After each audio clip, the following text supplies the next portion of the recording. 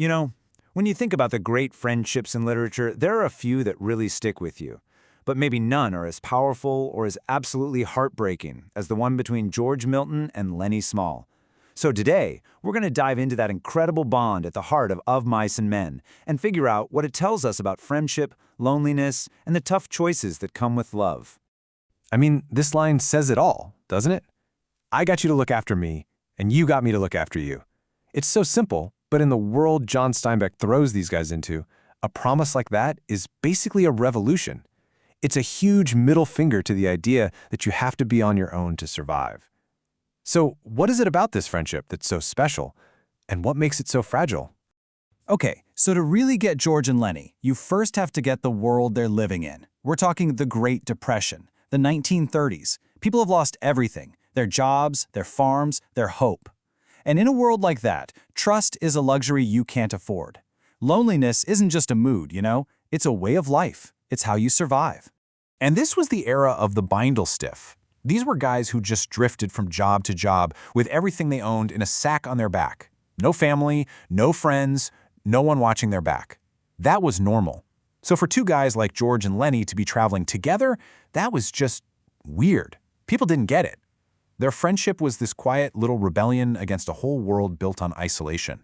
And if you look at the ranch where they end up, man, it's a showcase of loneliness. Everybody is cut off in their own little world.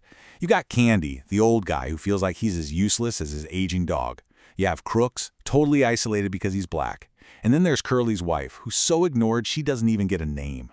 In this sea of lonely people, George and Lennie's bond is like a lighthouse. It's the one thing that just doesn't fit. So, who are these two guys anyway?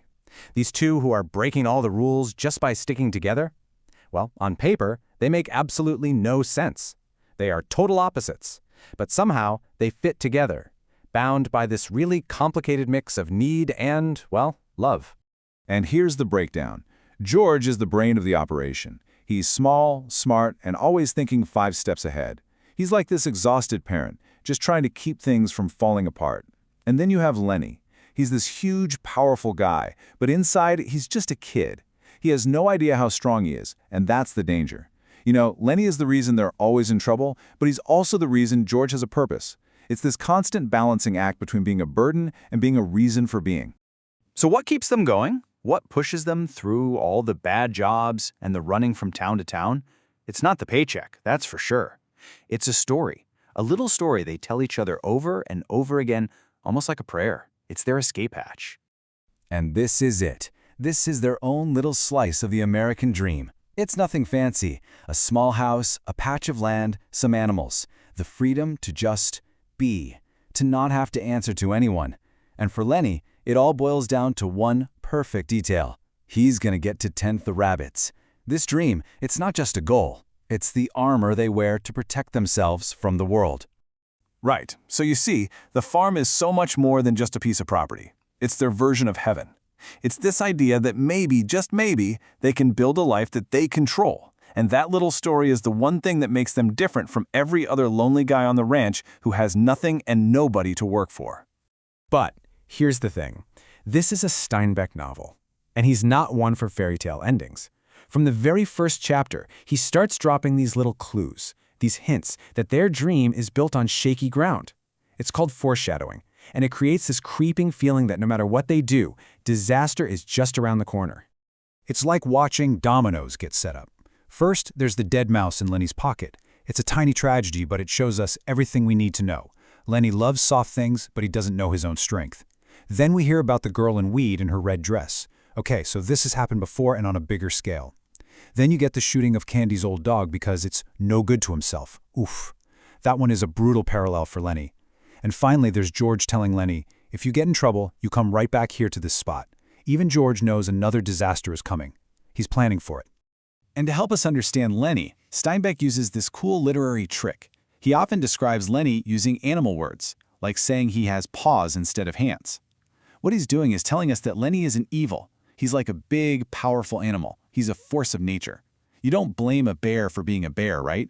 But you also know he can be dangerous. Lennie can't be blamed, but he also can't be controlled. So, all those breadcrumbs, all that foreshadowing, it all leads to this heartbreaking ending, back at the river where it all began. And what happens next isn't an act of hate. It's an impossible, awful choice that comes directly from George's deep, protective love for his friend. Right before the final scene, Steinbeck gives us this quiet, powerful image. A heron dips its head into the water and pulls out a snake, eating it. It's quick. It's natural. There's no good or evil about it. It's just the way the world works. And that's the setup for what George has to do.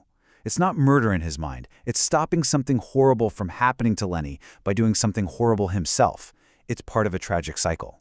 In these last few moments, George's only goal is to protect Lennie, not from the mob, but from fear itself. He makes sure Lennie is calm. He doesn't see the gun. He doesn't see the anger coming for him. George shields him from the world. One last time. And then he tells him the story. He makes Lennie look across the river and see the farm. He paints the picture of the rabbits. He lets Lennie die while living inside their beautiful dream. It's maybe the most profound act of mercy in all of literature.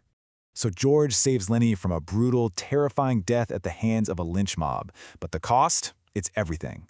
At that moment, George doesn't just kill his friend. He kills his own future. He kills the dream. He kills the one thing that made him different. And now, he's doomed to become just another lonely guy, drifting from ranch to ranch.